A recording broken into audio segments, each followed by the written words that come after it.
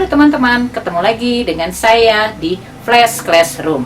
Pada video kali ini, saya ingin sharing sedikit menjawab pertanyaan teman-teman seperti ini. Kalau gue ikutan project, dapat duitnya berapa sih? Pertanyaan menarik kan? Kita simak saja videonya.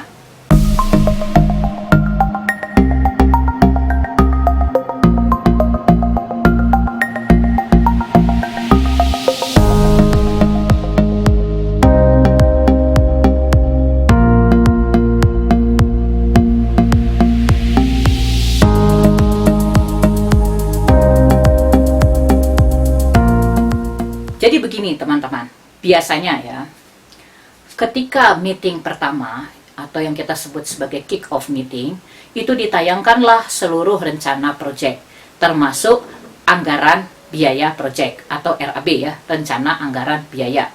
Nah, biasanya di situ dipaparkanlah seluruh dana atau biaya yang diperlukan untuk project tersebut, dan nilainya biasanya sangat fantastis dan bombastis. Misal, kita melihat tayangan nilai 1 miliar.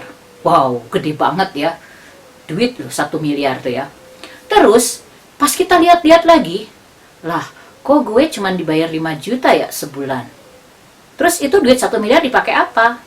Nah, untuk memahami hal tersebut, kita harus paham bahwa anggaran yang diperlukan untuk membuat satu proyek itu bukan semata-mata untuk membayar sumber daya manusia. Nah, kalau kita melihat pembagiannya, sebetulnya nilai itu tidak sebesar yang ditayangkan. Karena ketika menyusun anggaran, ada berbagai banyak komponen yang harus kita masukkan pada anggaran biaya tersebut.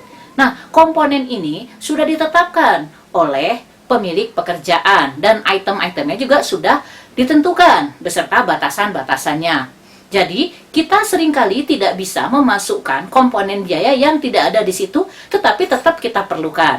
Ya, sebagai contoh, misalnya ya, pada hitung-hitungan anggaran biaya project. Misal ya, project itu menggunakan 1 orang sistem analis dengan biaya misalnya, fee-nya adalah 10 juta per bulan, kali 5 bulan, 50 juta misalnya. Nah, kalau misalnya ada 2 sistem analis, berarti 100 juta. Itu untuk sistem analis aja. Sedangkan di proyek kita itu banyak orangnya. Ada sistem analis, ada programmer, ada database administrator, ada IT security, ada IT arsitektur, ada project manager, ada technical writer, dan banyak lagi. Nah, setiap orang tersebut harus dihitung berapa fee yang mereka terima setiap bulan dikalikan banyaknya bulan pekerjaan tadi.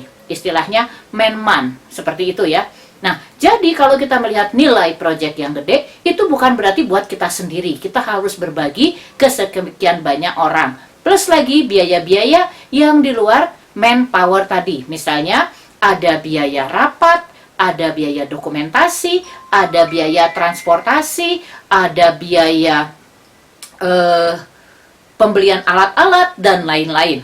Nah, selain biaya-biaya yang sudah ditetapkan tadi, ada juga biaya-biaya terselubung yang tidak bisa kita masukkan pada RAB, tapi tetap kita perlukan. Misalnya, ketika kita harus menginap, itu ada biaya akomodasi yang di luar dari anggaran proyek tadi. Nah, dari mana perusahaan atau konsultan tempat kita bekerja mendapatkan biaya tersebut?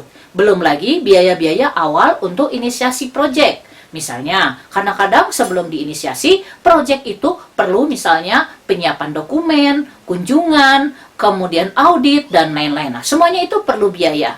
Jadi, yang perlu kita perhatikan ya teman-teman, ketika kita mendengar atau mendapatkan tawaran proyek dengan biaya sekian, kemudian biaya itu kita rasa terlalu kecil, karena setelah kita lihat, loh, anggarannya kan sekian, kok gue cuma dapat sekian? Nah, kita perlu ingat, anggaran itu untuk pekerjaan berapa lama. Baru kita bisa mikir berapa banyak orang yang terlibat, kemudian kita mikir apakah sepadan uang yang saya dapatkan dibandingkan kompetensi kita atau deliverable pekerjaan kita. Nah, ini membantu teman-teman untuk memahami mengapa yang saya terima kok cuma segitu, padahal biayanya atau anggarannya sebesar itu. Kita ambil contoh, misalnya ya, untuk standar biaya tenaga ahli atau sumber daya manusia di kita, biasanya sudah ada pedomannya dari Inkindo. Inkindo itu Ikatan Konsultan Indonesia. Nah, Inkindo ini tiap tahun mengeluarkan patokan biaya, dan ini selalu dipakai oleh teman-teman dalam menyusun RAB project ya, terutama untuk pembayaran sumber daya manusia atau belanja SDM, seperti itu, belanja personil ya misalnya. Nah, misalnya pada Inkindo itu disebutkan, misal ya, untuk seorang tenaga ahli, misalnya bisnis analis, pengalaman 10 tahun, misalnya di situ disebutkan mendapatnya 1 bulan itu misalnya 25 juta. Wow, gede banget gitu ya. Dalam prakteknya apakah kita akan dibayar segitu? Belum tentu, tergantung dari nilai proyeknya tadi dan tergantung berapa banyak orang yang terlibat. Ya, mungkin kita akan dapat 15, lah 10 jutanya dikemanain?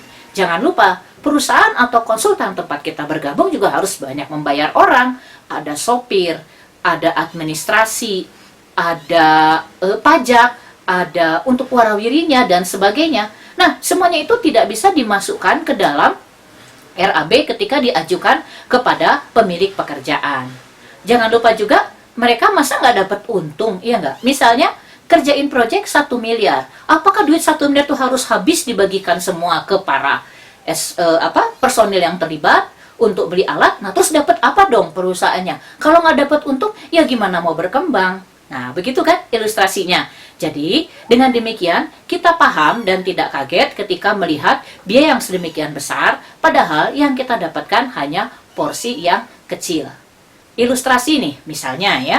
Misalnya, ada sebuah proyek bernilai 500 juta.